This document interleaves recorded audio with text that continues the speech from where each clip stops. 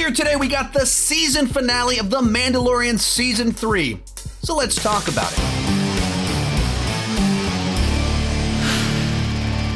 Hi, my name is Sean, and I love to talk about movies and TV way too much. With that in mind, go ahead and join me down below in the comment section. Share your thoughts on the season finale of Mandalorian Season 3. This is a spoiler review, so feel free to spoil away down below in the comment section. Also, originally this video was going to be both a review of the finale and the season as a whole, and I shot the intro with that in mind. Shot the video, and it turned out I talked about each of those things for about 20 minutes, and I went, I probably should divide this up into two different videos. So some of the language in here might be implying a review for the season. That's gonna drop later today. I just decided to break it up because it's two different topics, and I talked about each topic for 20 minutes, so it makes sense to divide it up, just so you know. With that said, let's get started with our review. And I went into this finale with my fingers crossed, hoping for a fantastic finale. Last week's episode was easily the best episode of the season, but also potentially one of the best episodes of the show in general. And it just did a lot of things in terms of the characters, the grander lore, and the story being told that are exactly what I loved about The Mandalorian, and potentially set up some very cool stuff to happen in this finale. And the episode we did get it was okay. It was good enough. It had a lot of the things I wanted to see, and then there was just a lot of wasted potential, a lot of strange choices, and in a lot of ways, it kind of represented what I felt about this series as a whole, where at times the highs could be very high, but also the lows could be really low, and the ideas presented in the episode were stronger than the execution of those ideas. So we get this episode, it's jam-packed with action sequences beginning to end, non-stop action, and you get to see Mando be awesome. Quite a few times this season, it felt like he got duped a little bit too easy or lost some fights, or because of what they were doing with Bo, he kind of stepped back a little bit so she could step into leadership and be the person being awesome. And in this episode, right out of the gate, from the get-go, you're kind of reminded of what this guy's capable of. And he just starts destroying dudes. In particular, destroys dudes that other people were struggling with at the end of the last episode. So it's cool to see all of that. Like Mando at his best, being clever. Grogu coming to his rescue. They're teaming up together. All of that stuff, awesome. All that stuff, exactly what I was hoping to get from this episode.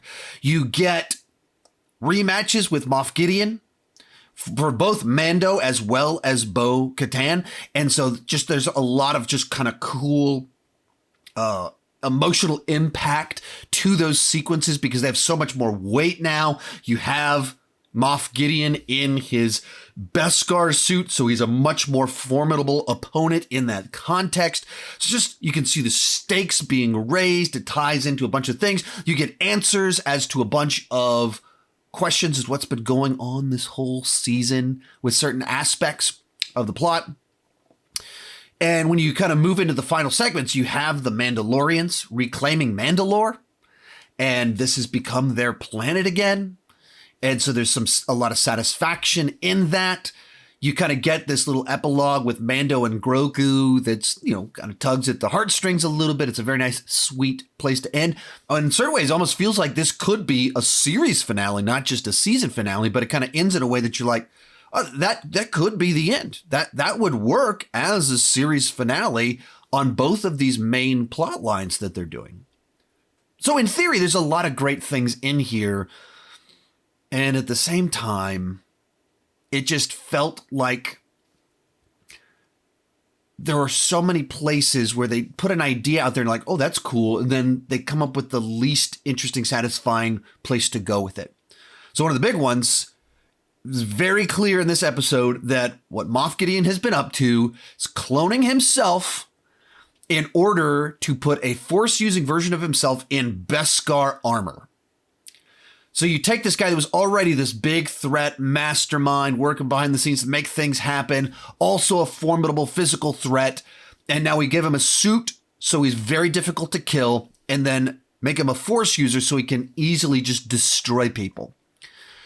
Oh, that's a really awesome, interesting idea. But that's not what plays out. What plays out is we find a room full of his clones, blow it up, and then he goes, those were my clones that could use the Force. Wait, before we got to see Force using Moff Gideon in the Beskar armor, the clones got destroyed? And maybe their plan is one of them survived and that's the villain of the next season. Like there's the potential that there's could be something else that goes with this. But they set something up that was far more interesting than what they actually did. In particular, because we've shown that Mando by himself can defeat Moff Gideon in a fight. So add Beskar in there. Perhaps it takes Bo, who has the Darksaber, and a little help from Mando to defeat him because of the Beskar armor. Okay. But then if you make that guy Force user, what does it take to defeat Beskar armor, Moff Gideon, who uses the Force? All of a sudden, you need our whole trio. You've introduced a character who trained with Luke for the last several years. They said that in interviews that several years passed between season 2 and 3. So you have a more Force powerful Grogu. You have Bo, who knows how to use the Darksaber, and you have Mando, who's just a great scrapper. They put the ideas out there to have this big final showdown with Force using Moff Gideon clone in Beskar armor, and that requires our whole trio to defeat him. That's interesting. That the only, like, Mandalorians together, that's our ultimate Force. Like, that's even what the episode says. They created a scenario where we could have a threat that requires all three of them, and they don't do it. Like, when you see Moff Gideon by himself, like, smashing the Darksaber, that's so unsatisfying. You've made the Darksaber this key plot point, and then it's just easily destroyed. Bo can't defeat him. Mando can't defeat him. And then it takes the three of them together. But like you didn't do enough to explain why he's that much more of a threat now. Obviously he's got armor, but so do they. So it just wasn't satisfying with where they went with that. And it just felt like you introduced, like put ideas out there that immediately my brain comes up with something more interesting than what you did.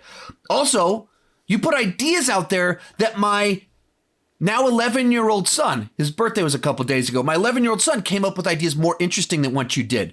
So his theory that he said last night was, I'm pretty sure the Mythosaur, they're going to go get the Mythosaur so that they have backup forces. How are we going to defeat an entire Imperial remnant base filled with people with Beskar armor that have TIE interceptors, TIE fighters, all that fun stuff that can blow up all these fighters? How are we going to defeat all of this with only a handful of Mandalorians?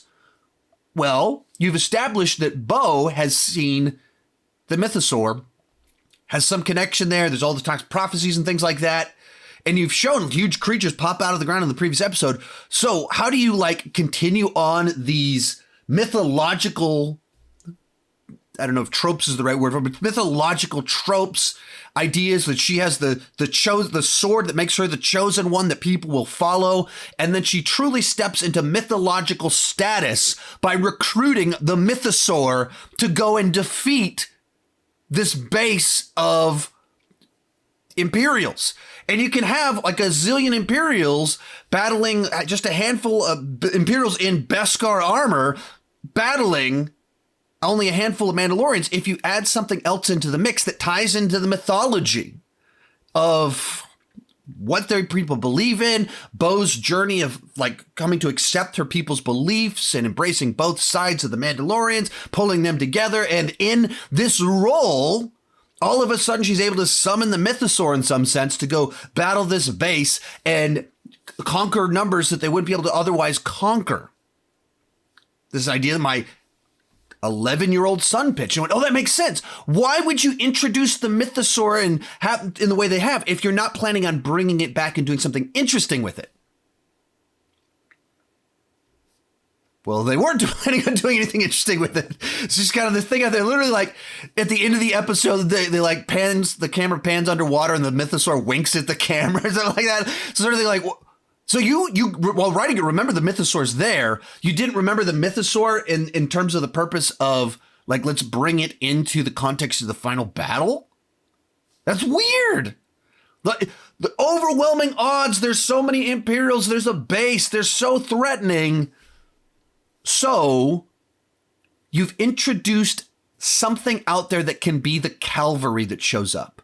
You've also introduced the fact that there's a segment of the New Republic. You have a character in the New Republic that knows something is up. He's trying to track it down. You can't get the whole New Republic on his side, but you have a character out there that has ties to Mando, that trusts him now. Even established in this episode, in the epilogue. You don't have him show up. In that, like, I was thinking, like, maybe he'll show up as the cavalry to stop some of the TIE fighters. Like, it's kind of, like, in a sense, it's kind of formulaic storytelling, but it's also like how storytelling works. You set something up, and then you pay it off. So if you set up a plot line where there's New Republic person that knows something's going on, is trying to stop it, and might have to go rogue to do it, so have him recruit a few of his friends. You introduced earlier that characters from Rebels are in the same bar as this New Republic guy. You set up the fact that we could have members of Rebels show up with this guy to save the Mandalorians, and like, oh, that was cool. And then down on the ground, Bo goes and recruits the Mythosaur so that they can, like, battle against a bunch of gigantic Imperial stuff with Beskar armor. None of that really happens. It's all like the most, like, simplistic version of it. And if my brain immediately can go to, and my 11-year-old son's brain immediately can go to better versions of your episode, that's not good. It means you set things up and then couldn't pay them off. Like, oh, like there's a battle with Moff Gideon. They don't really defeat him. A guy just crashes a ship and he gets torched. And you get a nice moment where Grogu uses the Force to protect them. That's nice. I like it. I'm down with it. But there's all these other things that you could have done in here. All these other moments that could have happened. Like, you can also have them defeat Moff Gideon using whatever they're trying to do, and still in there trying to escape. They can't escape in time. Like, the ship is crashing, but to make sure Moff Gideon doesn't escape, they have to battle him so he can't get to a ship to get out of there. They're able to defeat him. They don't have enough time to escape, and in the last second, Grogu, boom, saves them. There's all these things you could do. Likewise, they make this whole kind of payoff of a plot point in the season is that Grogu gets IG-11's body. It's IG-12 now. So that's like a major thing that happened in the last episode. Oh, that's kind of interesting. You start to get used to it. Like, oh, cool. Grogu can communicate with yes and no, and he can get in on the action, and they don't have to kind of do the effect of him like hopping and jumping doesn't look great. So finally, as a body, he can move around and interact and have more of a part in what's happening. And in the next episode, they destroy the body and they just do the other thing. IG-11's back. So you set something up and subverted my expectations, and instead of fixing IG-11, you did something different that took me a little bit to adjust to. It was like, oh, I think maybe I really like this. And then you undid it in the next episode. Like, that's the stuff about, like, when I say that the season as a whole does a lot of things that were just very odd to me, that's what I'm referring to. Of just these choices where they go down a path and then they undo it almost immediately. I don't know why. I don't know what was up with the writing of the season, writing with this finale, but there's a bunch of cool stuff in there. It's cool to see all the battles. It's cool to expand the lore of what's going on with the cloning. But even some of the stuff with the cloning, like, it felt like this went to a dead end when you're thinking, okay, right. Guys working on cloning, guys working on infusing Force users' DNA into the clones to try and do something. Snoke. Palpatine. Okay, that's where this is headed. No, Moff Gideon clones. That also doesn't go anywhere. That's weird. It's weird. It's strange. Why would you not do something more interesting with these things and not feel like it goes to a dead end? 3 seasons worth of what's going on with the clones and why do they want Grogu for his Force? What's going on here? Dead end. The way they presented it. That's frustrating. Like, I don't want to be negative. I was so excited about last week's episode, and a bunch of things in this week's episode. I was very excited about it. But the whole time I'm thinking, this is kind of like the most lackluster version of this big finale. It is a big action-packed finale that has all kind of the rematches, the resolution that you want, but it's the most like straightforward kind of version of it.